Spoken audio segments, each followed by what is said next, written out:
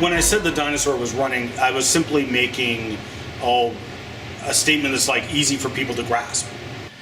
Ian is referring to an episode of Creation in the 21st Century. It's a show that's put together by another genius. This one is named Carl Bau. Now let's go back in time and find out what it's all about. You can anticipate the title to today's program, which is Nest Full of Eggs. Now, these are not normal eggs.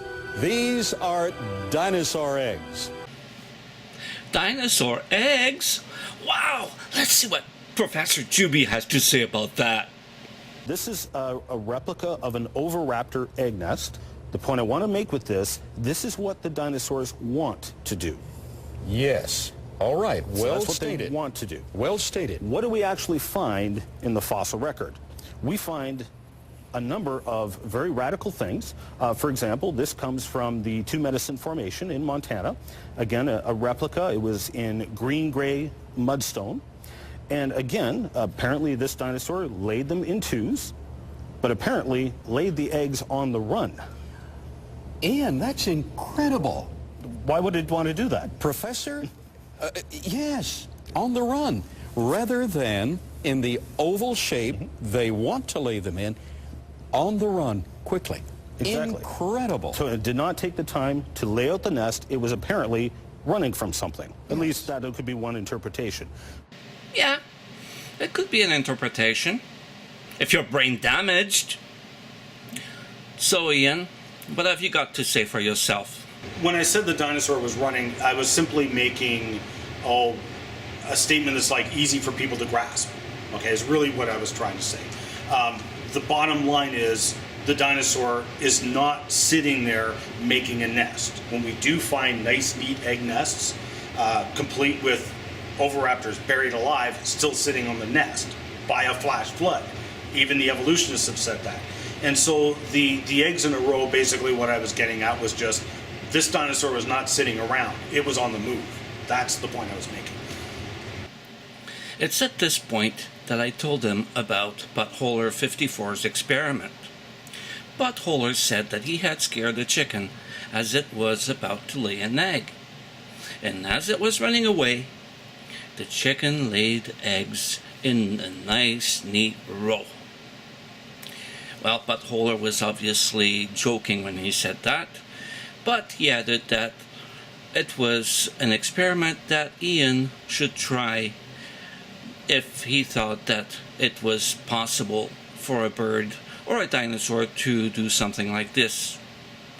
So, Ian, have you tried anything like that? Oh, well, I've never tried that.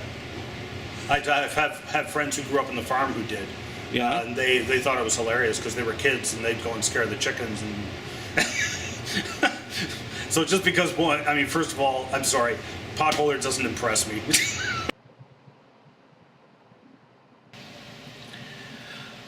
Ian, I'm going to try to break it to you gently, but there's one major flaw in your theory. You see, the second batch of eggs, they're not oviraptor eggs.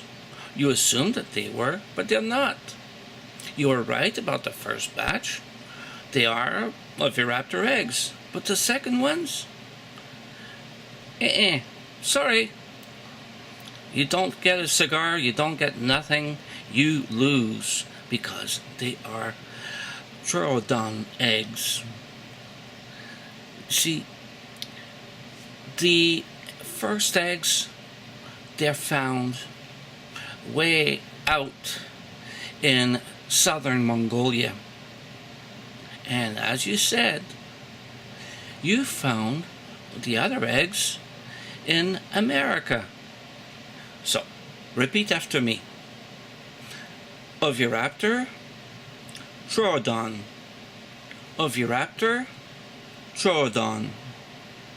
Oviraptor, Troodon. I know it's a concept that can be hard to grasp. First, they have different names. And two, they looked different. So, if you've got two dinosaurs that have different names and they don't look the same, guess what? They're not the same type of dinosaur. They're a different breed. Now, here's the clincher. If they're different, it means that they do not necessarily lay eggs the same way. Now, Ian, you may not know of David J. Verricchio. He's an associate professor of paleontology at the Montana State University. In 1993, he wrote in the Journal of Vertebrate Paleontology that he had found evidence that the adult troodon laid a pair of eggs every 1 or 2 days. This means that those 3 pairs of eggs that you have on your display, well, it took at least 3 days and maybe as many as 6 days for the troodon to lay them. What do you have to say for yourself? This has been an Obnoxious Cat production. I love that cat.